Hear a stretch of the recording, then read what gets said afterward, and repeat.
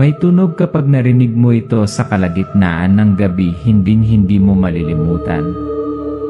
Hindi yapa. Hindi ang hangin. Ngunit isang sigaw malambot ngunit umaalingaw-ngaw sa iyong gulugod. Baluwot eh. At kung marinig mo ito sa sagradong oras, ipanalangin na ang tumatawag ay tao pa rin. Ang imahe ng isang teenager na lalaki, si Teban, nakakulong sa kahoy na bintana, ang kanyang mga mata na sinusundan ang kanyang kapatid na naglalakad sa gabi, isang basket ng balut sa kanyang balikat at isang bagay na nakatago sa kanyang kamiseta. Ako si Marcelino. At hindi ito isang fairy tale. Ito ang tunay na alaala ng aking lolo na nakatira sa tabi ng isang malabong mamamatay tao. Isang mangangaso ng aswang na alam ng buong nayon ay isang tindera ng balut. Ngunit walang nakakaalam, sa basket na yon mayroong higit pa sa mga balut na itlog. Ngunit mayroon din kamatayan na nakatago para sa mga hindi tao. Sa puntong ito, humarap ang kamera sa kapatid ni Tagum habang naglalakad siya sa madilim na eskinita. Biglang namatay ang oil lamp sa kanyang likuran. Naputol sa isang gumagalaw na anino sa bubong. Lumaki akong mausisa at natatakot. Pagkausyoso dahil ang aking kapatid na si Tagum ay hindi nagpakita ng anumang takot kahit na ang mga bangkay ay lumilitaw bawat linggo. Takot dahil alam kong hindi siya nag-iisa sa mga gabing iyon ng pag-alagala. May kasama siya. May nanghuli sa aming buong nayon. Malakas na sigaw ng isang bata. Nanginginig ang kamay habang nakaturo sa isang katawan na nakabukaka ang dibdib nito na nakahandusay sa gitna ng isang pulang dumi ng kalsada. Ang mga tinig ng mga taga-nayon ay gumagalaw. Ang kamera ay nag-zoom in sa isang malamig na mukha na humihila sa isang sigarilyo at durog ito sa lupa, Tagum. Kung ano ang sasabihin ko ay hindi pa naisulat. Wala ito sa history books, wala sa internet, walang nangahas na banggitin ito. Pero alam ko kailangang may makarinig nito. Dahil kung isang araw, makarinig ka ng pamilyar na sigaw. Tandaan hindi lahat ng nagbebenta ng balut ay tao. Tindero ng balut, the last balut seller. Batay sa mga totoong pangyayaring isinalaysay ni Marcelino. Ipinanganak ako sa isang lugar kung saan ang gabi ay hindi lang oras ng pagtulog. Ito ay kapag ang kadiliman ay tunay na gumising. Ang nayon na iyon walang pangalan sa mapa. Ngunit para sa akin, ito ang lugar na naging saksi sa pagkabata ng aking lolo Teban. At ang lugar na nasaksihan ang mga pagkamatay na hindi kailanman na ipaliwanag. Itim at puting tagpi-tagpi, tatlong bata na nakaupo sa harap ng pawid na bahay. Isang payat na binatilyo, Teban, isang maliit na babae, Teria, at isang tahimik, malamig ang mata na kapatid na lalaki, si Tagum. Ang tatlong magkakapatid ay nanirahan kasama ang kanilang ina, isang mahinang babae na may talamak na ubo, at ang kanilang ama na namatay noong sila ay napakabata pa. Mayroon silang kaunti, maliban sa pag-ibig at isang ugali na hindi nagbabago, naghahanap buhay sa gitna ng takot. Pang-araw na eksena, si Teban at Teria ay nagdadala ng isda sa palengke, tumutulo ang pawis sa tuyong araw. Nagtatawanan sila habang nagtitinda ng isang bahagi ng isda, sa bawat oras na binabayaran sila ng dagdag na piso. Nag-aaral sina Teban at Teria sa araw, nagtitinda ng isda kapag weekend. Para naman kay Tagum nagtatrabaho siya sa ibang oras, ang oras kung kailan ang buong nayon ay nagsasara at nakakandado ng mga pinto nito.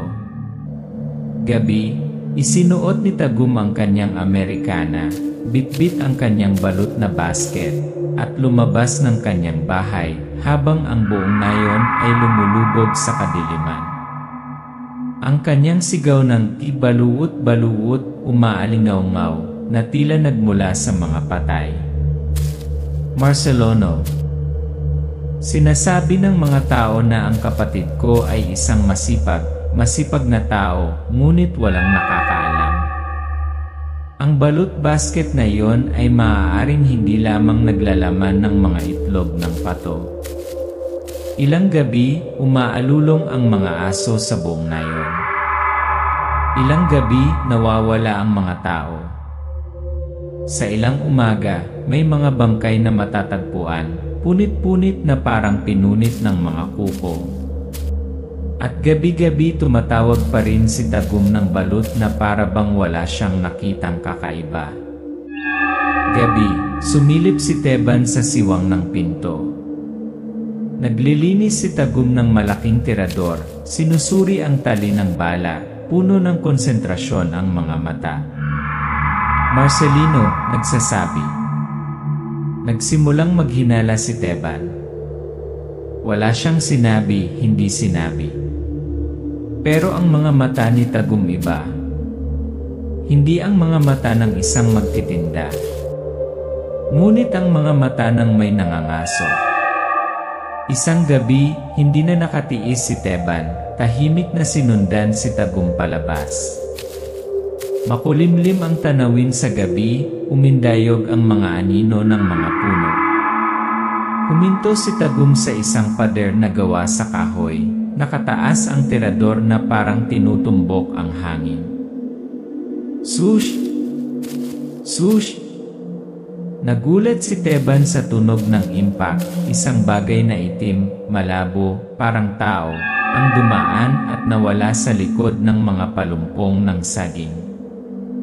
Noon, sabi ng lolo ko, hindi na siya nagdududa.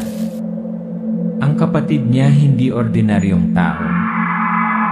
Kinaumagahan, nagtipon-tipon ang mga taga-nayon sa paligid ng isang bangkay na nakahandusay sa gitna ng pulang dumi ng kalsada.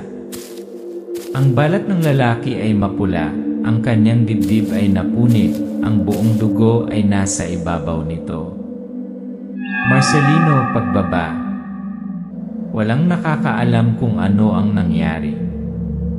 Sinisi ng mga tao ang mga ligaw na hayop, isang aksidente. Ngunit alam ni Teban.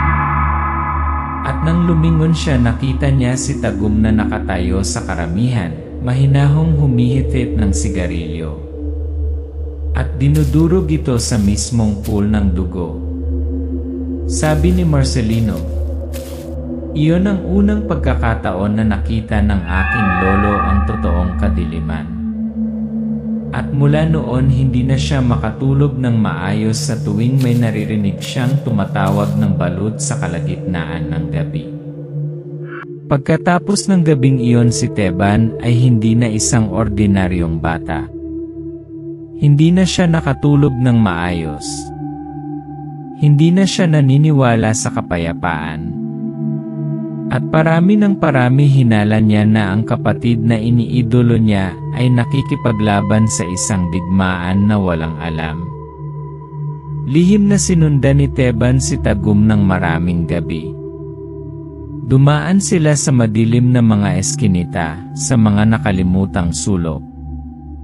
Tapos isang gabi, huminto si Tagum sa isang abandonadong sementeryo.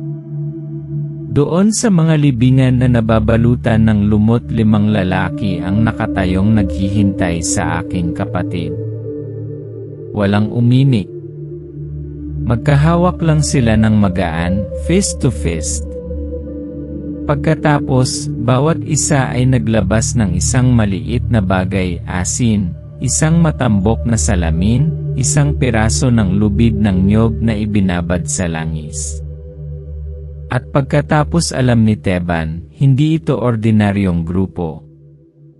Lihim na simbolo, isang maliit na marka ng kutsilyo na inukit sa palad ng kamay, na bumubuo ng isang pag-ikot, na kanilang lahat ay hinawakan upang magkadikit sa liwanag ng buwan. Ito ay tanda ng isang lihim na organisasyon, isang lipunan ng pangangaso ng aswang. Hindi sila nagdadala ng mga sandatang metal, ngunit ginagamit ang ipinamana ng kanilang mga ninuno. Buntot pagi, pinatuyong buntot ng stingray, pinaniniwala ang nakakapunit ng balat ng mga demonyo. Tunay na asin sa dagat, na nagpapasunog sa balat ng mga aswang. Langis ng nyog na hinaluan ng bawang at anting-anting, upang makilala ang mga hindi tao. At isa pa, walang puwang ang tapang para sa mga taong walang puso. Ang pinangyarihan ng apoy ay kumikislap. Sinabi ni Tagum kay Teban sa isang pambihirang gabi ng matapat na nag-usap ang magkapatid. Tagum, mababa, mabagal. Noong kasing edad mo ako, hindi rin ako naniniwala sa kahit ano. Hanggang isang gabi inatake ako habang naglalakad sa kabubatan. Hindi ko alam kung tao ba ito o hayop. Gumapang ito sa kanyang mga kamay at paa. Ang dila ay umaabot sa pusod.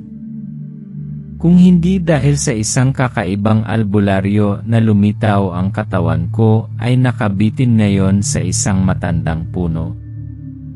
Flashback, si Tagum ay mas bata, iniligtas ng isang misteryosong matandang lalaki, albularyo. Gumuhit siya ng anting-anting na may uling sa lupa, bumuo ng bilog, at sinunog ang lupa gamit ang langis ng bawang upang itakwil ang papalapit na nilalang. Hindi lang ang albularyo na iyon ang nagligtas sa buhay ng kapatid ko. Binuksan din niya ang gate para makapasok si Tagum sa mundo ng mga humaharap sa dilim. Isang mundong walang kaluwalhasyan, tanging dugo at kawalan. Balik sa realidad, pinakiusapan ni Teban si Tagum na sumali sa grupo. Ngunit umiling si Tagum. Tagu, you're too young. This isn't a game. This is the price for every soul saved. Pagkatapos, lumilitaw ang matalik na kaibigan ni Teban, si Ali. Siya ay isang madaldal na tao, na ipinagyayabang na nakilala ang aswang mula sa kanyang bayan. Ali ang nag-iisang kaibigan ng lolo ko. Palaging nagyayabang, laging tumatawa. Ngunit nang maglaon, hiniling ng aking lolo na hindi siya nagtiwala sa kanya.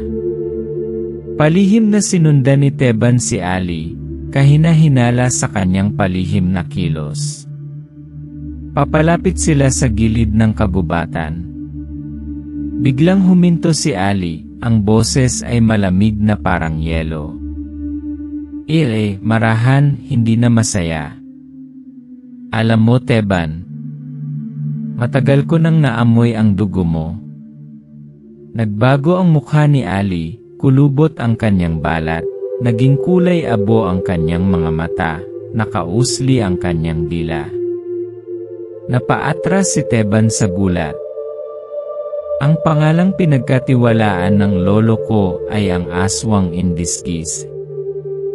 At kung ang isang tao ay hindi lumitaw sa oras, malamang na hindi ako upo dito at sasabihin ang kwentong ito. Lumabas si Tagum mula sa dilim, may hawak na buntot pagi, dumiretso sa dibdib ni Ali. Bumulwak ang itim na dugo. Isang nakakatakot na hiyawan ang umalingaw-ngaw sa buong kagubatan. Nakahiga ang katawan ni Ali sa gitna ng gubat, laslas ang dibdib. Huminga ng malalim si Tagum, mataimtim na nakatingin kay Teban. Tagu, walang sungay, walang pakpak ang aswang. Maaaring siya ang iyong kaibigan na nakaupo sa parehong mesa ng maraming taon. At kapag siya ay tumawa, iyon ay noong malapit ka ng mamatay. Marcelo ay nagkwento. Iyon ang unang gabing nakita ng aking lolo ang dugo sa kanyang mukha. At ito rin ang huling gabi na niwala pa rin siya sa unconditional friendship. Pagkatapos ng kamatayan ni Ali, naisip ng aking lolo na magiging mapayapa ang lahat. Pero hindi. Ang katahimikan sa nayon ay hindi mapayapa. Iyon ay isang senyales ng isang bagay na nagkukubli. Hapon, kagagaling lang ni Teria sa eskwela, pawis na ang mukha. Isang malaki at itim na aso na may maputik na balahibo ang nakatayong nakatingin sa kanya mula sa malayo sa kabilang kalsada. Hindi tumatahol. Hindi gumagalaw. Nakatingin lang. Mula sa araw na yon tuwing hapon, pag-uwi ni Teria lumitaw ang asong iyon. Ang mga mata nito ay hindi sa isang hayop. Parang may gumagamit ng katawan ng aso para mag-observe. Tumayo si Teban sa likod ng kurtina, nakatingin sa labas. Nakatayo ang aso na hindi gumagalaw sa labas ng gate. Ang hangin ay hindi umiihip, ngunit ang mga tenga nito ay namumungay pa rin na parang may narinig mula sa malayo. Bigla nitong inangat ang ulo at napaungol ng malakas. Isang nanginginig na alulong, iginuhit na parang sigaw. Nagsimulang maghinala ang lolo ko na naghahanap ng bagong sakripisyo ang aswang. At ang taong iyon ay maaaring kapatid niya, si Teria. Isang gabi, pinapunta ni Inay si Teban para sunduin si Teria sa bahay ng kaibigan, halos madilim na. May dalang maliit na kutsilyo si Teban na nakatago sa binti ng pantalon at isang bag ng asin. Mahirap ang nayon, walang sasakyan. Naglakad ang lolo ko, tumawid sa ilang, pagkatapos sa lumang sementeryo. Isang lugar na kahit maghapon ay ginaw. Ngunit noong gabing iyon iba ang lahat. Dumaan sa sementeryo sina Teban at Teria para umuwi. Sumakit si Teria sa binti, inalalayan siya ni Teban. Isang kaluskos ang narinig sa likuran nila. Lumingon silang dalawa, walang tao. Ngunit nang tumalikod sila, nakarinig sila ng mahinang pagsirit malapit sa kanilang mga tenga, ki. Alam nila may sumusunod sa kanila. Hindi tao. Hindi hayop. Ngunit isang bagay na walang pangalan sa diksyonaryo. Tumakbo ang magkapatid. Isang malabong figura ang dumaan sa libingan sa kanan. Hinila ni Teban ang kamay ni Teria at tumakbo sa mababang bakod ng buong.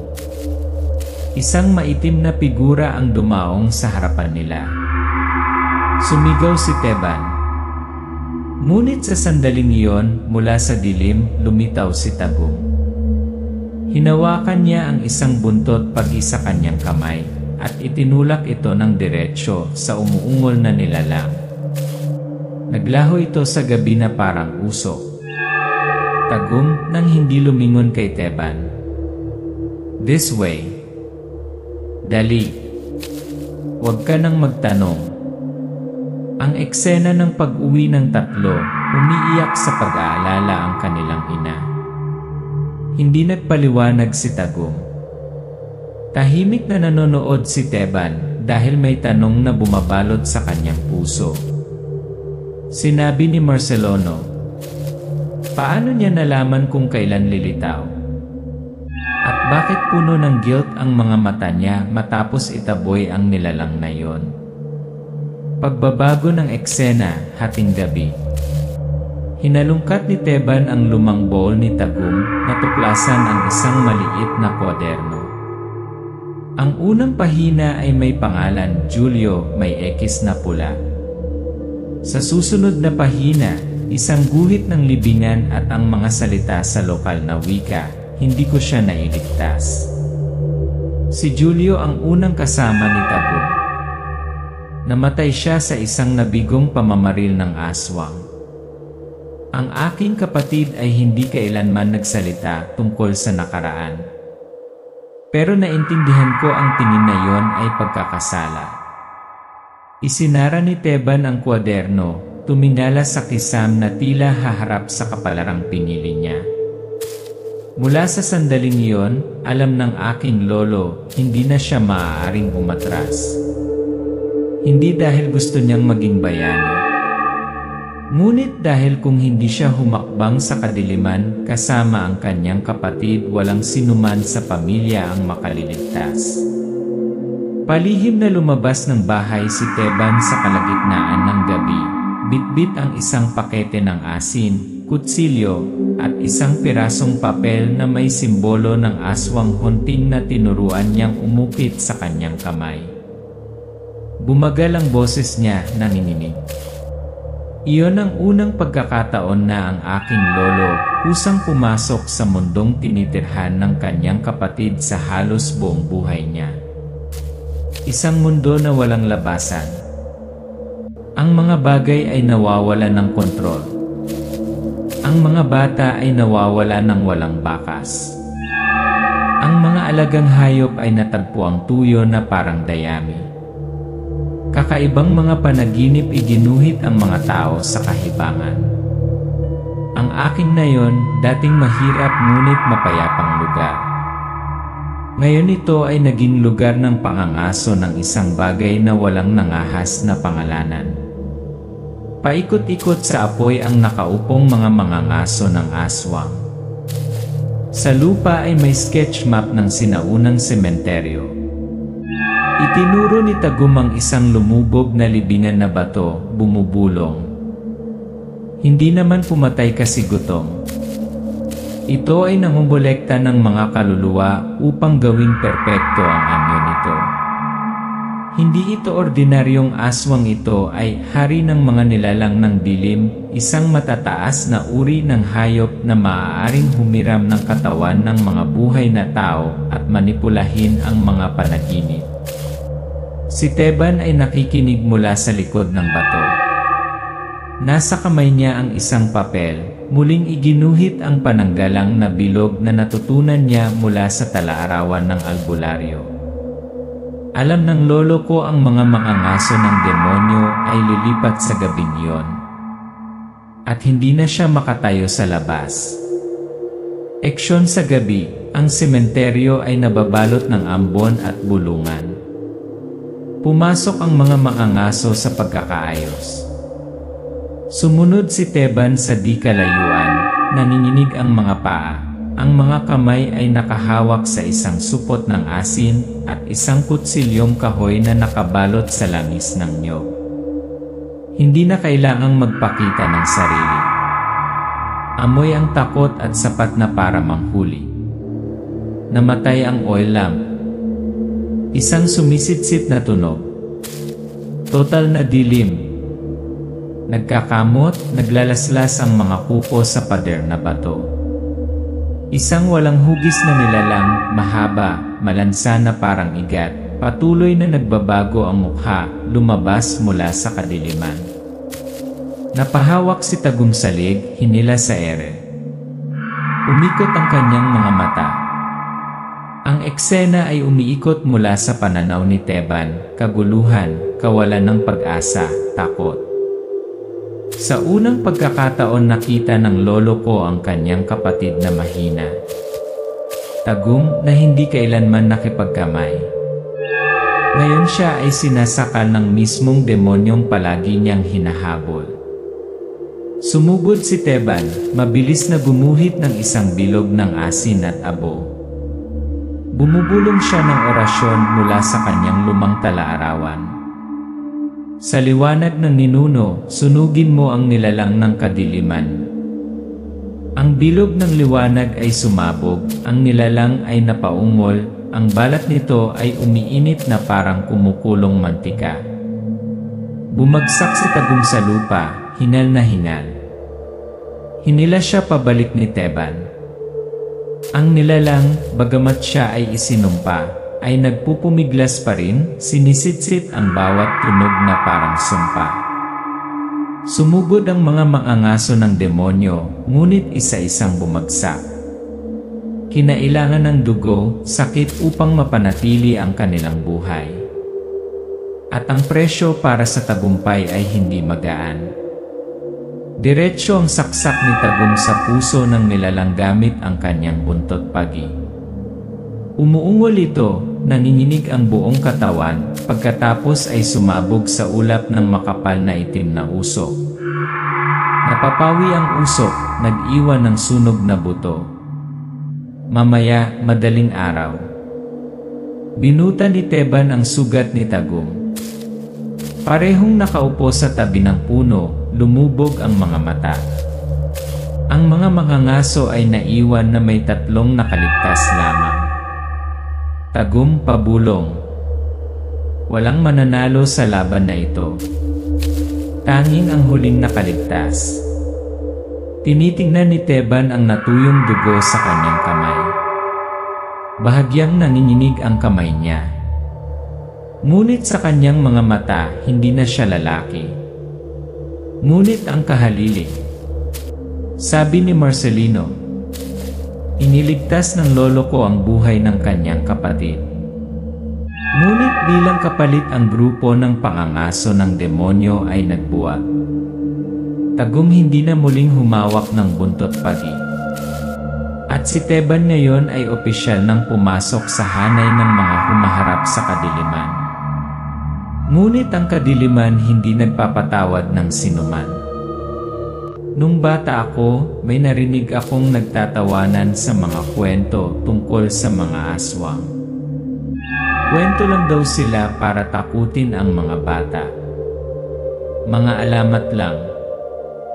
Ngunit kung sila ay nakatira sa akin ngayon, kung nakakita sila ng dugo sa lupa, at narinig ang sigaw ng balut sa kalagitnaan ng gabi, mauunawaan nila may mga bagay na hindi kailangang paniwalaan ng sinuman para umiral. Huminto si Marcelino sa harap ng 2 libingan, may nakaukit na pangalang Teban at Tagum. Ang damo ay ligaw, ang mga sulok ay sira. Nagsindi siya ng insenso, namumula ang kanyang mga mata, at nanatiling tahimik ng mahabang panahon. Mga alamat sila na walang nakasulat. Ang mga mandirigma sa dilim, walang nakaka-appreciate, walang nakakaalam. Pero alam ko, lumaki kasi ako sa mga sugat na iniwan nila. At nakaligtas sa mismong kwentong hindi nila kailanman napagkwentuhan. Naglabas si Marcelino ng isang maliit na paper bag, binubuksan ito, isang balut. Dahan-dahan niyang inilagay ito sa tabi ng puntod ni Tagum, pagkatapos ay umatras. Ang bawat tao ay nag-iwan ng isang pamana. Para kay Tagum ang katahimikan ang nagdadala ng bigat ng kamatayan. Para kay Teban ito ay ang pagnanais na patunayan ang kanyang sarili, kahit na ang halaga ng kanyang kaluluwa. At ako na lang ang natitirang buhay. Para sabihin na nag-exist sila. Baaluwuting. Ipinihit ni Marcelino ang kanyang ulo. Naglalaki ang mga mata, ngunit hindi nagpapanik. Bumubulong lang siya. Marcelino, mahinahon. Kung ngayong gabi maririnig mo ang sigaw ng balut, huwag buksan ang pinto. At ipagdasal na ang sigaw na iyon ay magmula sa isang buhay na tao. Ang Baaluwut ay batay sa mga tunay na alaala na iniingatan ni Marcelino sa loob ng mahigit 30 taon. May mga bagay na hindi namamatay. Sila na lang maghintay sa sandaling bumalik ang kahinaan ng tao.